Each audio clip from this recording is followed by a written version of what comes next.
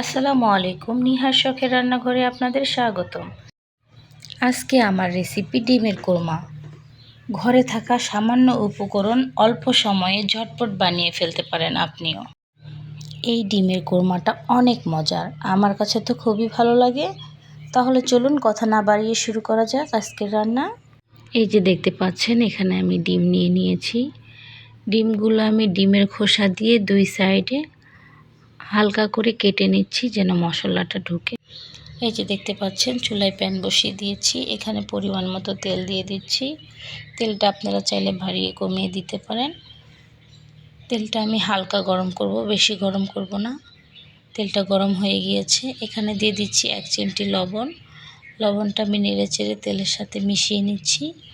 এখানে লবণটা এই জন্য দিলাম যে ডিমটার ভিতরে যেন লবণটা ঢুকে। একটা একটা করে ডিম দিয়ে দিচ্ছি। ডিমটা বেশি ভাজা যাবে না, চুলার আঁচটা মিডিয়ামে রেখে ডিমটা আমি হালকা এপিট ওপিট করে ভেজে নিব। বেশি ভেজে নিলে কালার চলে আসবে আর রবারের মতো হয়ে যাবে, এই জন্য বেশি ভাজা যাবে না। এই যে দেখতে পাচ্ছেন, আমি ডিমটা তুলে নিচ্ছি। এই তেলেই আমি পেঁয়াজ ভেজে নিব। এখানে 1 কাপ পরিমাণ পেঁয়াজ দিয়ে দিচ্ছি। পেঁয়াজটা নেড়ে চেড়ে লাল করে ভেজে নিব। দেখতে পাচ্ছেন পেঁয়াজটা ভাজা হয়ে গিয়েছে, আমি পেঁয়াজটা তুলে নিচ্ছি।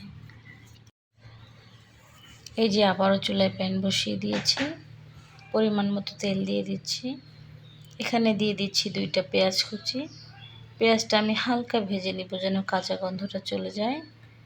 দিয়ে দিচ্ছি গরম মশলা, 2টি এলাচ, 2টি দারচিনি ও 2টি লবঙ্গ। এখানে আমি বাটা মশলাটা অ্যাড করব, এই জন্য মশলা কমিয়ে দিলাম।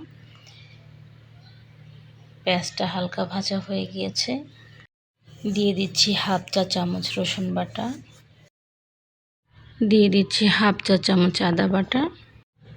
মশলাটা নেড়ে চেড়ে হালকা ভেজে নিতে হবে। দিয়ে দিচ্ছি 1/2 কাপ পরিমাণ পেঁয়াজ বাটা।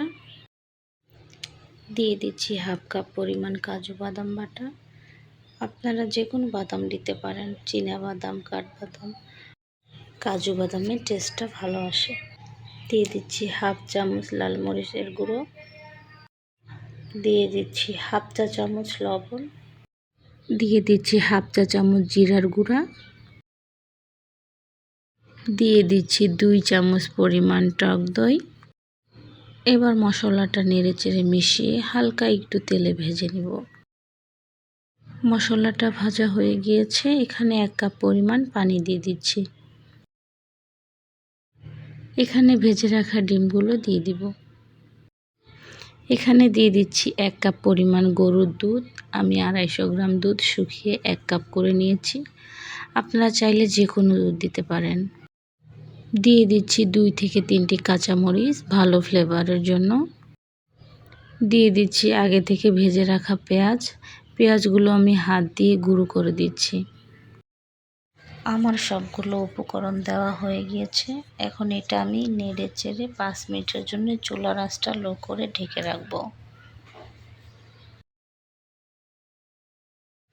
এই যে দেখতে পাচ্ছেন, 5 মিনিট পরে ফিরে এলাম। আমার ডিমের কোরমা রান্না করা হয়ে গিয়েছে। আমার ভিডিওটা আপনাদের কেমন লেগেছে কমেন্টস করে জানাবেন। আমার যদি কোনো ভুল ত্রুটি হয়ে থাকে অবশ্যই কমেন্টসের মাধ্যমে সেটা বলবেন, আমি শুধরে নেওয়ার চেষ্টা করব। আসলেও শেখার তো কোনো শেষ নেই। আর যদি ভালো লেগে থাকে লাইক কমেন্ট শেয়ার করে পাশে থাকুন। এরকম আরও নতুন নতুন ভিডিও পেতে চাইলে আমার চ্যানেলটাকে সাবস্ক্রাইব করে দিন। এতক্ষণ ভিডিওটা ধৈর্য ধরে দেখার জন্য সবাইকে ধন্যবাদ। আল্লাহ হাফেজ।